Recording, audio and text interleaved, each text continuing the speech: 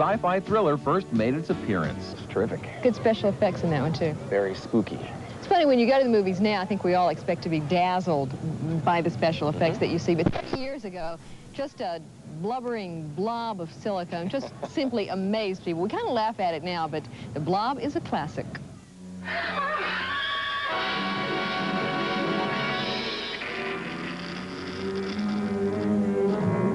Doctor, nothing will stop it.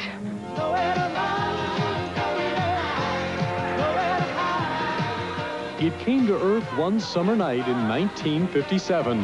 It creeped and it crawled, and it got bigger and bigger. Soon, it was a runaway hit with audiences around the country, and the Blob became the world's strangest movie star. Base all units, be on the lookout for the Blob. We have reports that the Blob has returned to Phoenixville. To the base, spotted the Blob headed toward the Colonial Theater. 30 years after it first attacked this town, the Blob is back, and the people of Phoenixville, Pennsylvania couldn't be happier. If I was any better, I couldn't stand it, Ray. The people of Chester County have returned to the Colonial Theater in Phoenixville to celebrate the 30th anniversary of The Blob, the science fiction movie that was shot in the Pennsylvania countryside and that became a monster hit around the world. The theater was showing Platoon, but the marquee had been changed to read just as it did when the Blob attacked in that summer of '57. We knew that back in those days, the science fiction pictures were really selling well. They only cost a few dollars to make. They were all black and white. We decided to make a good one in color and see if it would work and see if people would buy it, and it worked. Irvin Shorty Yeaworth directed The Blob. It was his first feature film, and it was also the movie that catapulted Steve McQueen to screen idol status. What was Steve McQueen like to work with?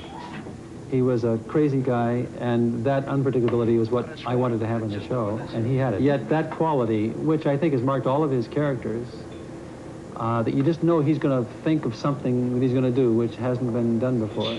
That's what we saw in him and liked. Now look, Sarge, just give me a chance to talk to them, that's all. McQueen was 30 when he made The Blob. He was really too old to play the part of a teenager, yet his performance caught the eye of Hollywood and led to starring roles in movies like Bullet and The Sand Pebbles, for which he won an Oscar nomination. Am I laughing? Or am I scared stiff? He had a dog, Thor, German Shepherd. Thor was supposed to be an attack dog, and he put tin cans on Thor's head and would shoot the tin cans off. No.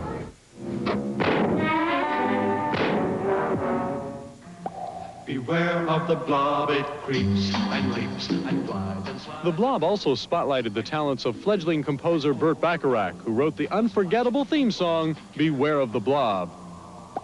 Beware of the Blob, it creeps. I have to say that I believe that the fact that the song became a hit is what launched the picture into a successful orbit. Really? Yep, so I say thanks, Bert. And then there's the love theme from The Blob, written by Shorty's wife Jean for the movie's love scenes, which are downright corny by today's standards. I mean, there's only one kiss in the entire film.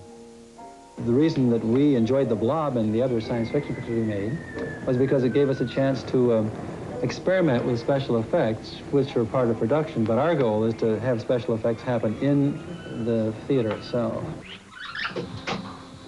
The theme of Expo 86. His latest projects are multi-sensory exhibits for theme parks. This one will capture the sights, sounds, smells, and sensations of being aboard Noah's Ark. He works here on his quiet country estate not far from the Downingtown Diner, where 30 years ago the Blob stopped for a bite to eat before it was stopped cold. Looks a lot different, doesn't it? Yeah, sure does. What exactly was the Blob made of? It was silicon. Amazing. That's amazing. We have some Blob Yes, in a mason jar.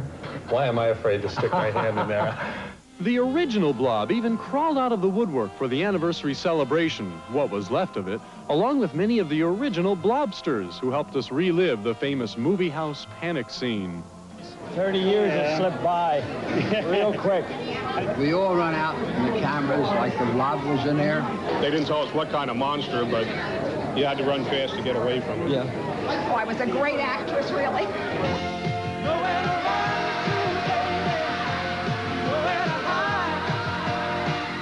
From the looks of things, you might think that the Blob still lives. And in a way, that's true.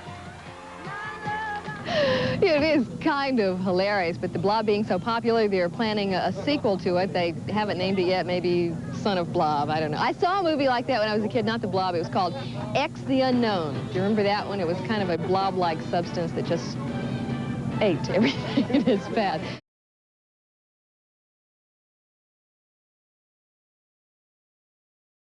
I don't know what this is, but it's got to be killed before it gets any bigger. Then add the lip-syncing talents of the LA Connection, an improvisational comedy group based in Sherman Oaks, California. Our secret isn't safe anymore. He's seen us here together. Our Blobbermouth will have us all over town that we're playing doctor. My reputation is shot.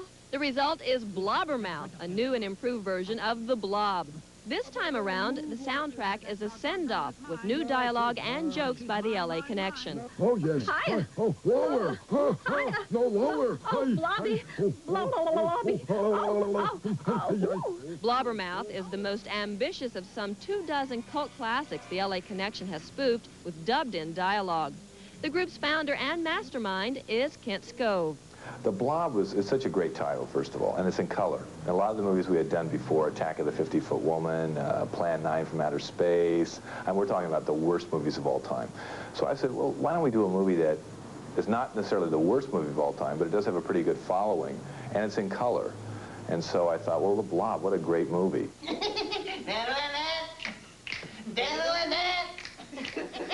In rehearsal for one of their gag soundtracks, LA Connection members seem to be mostly kidding around.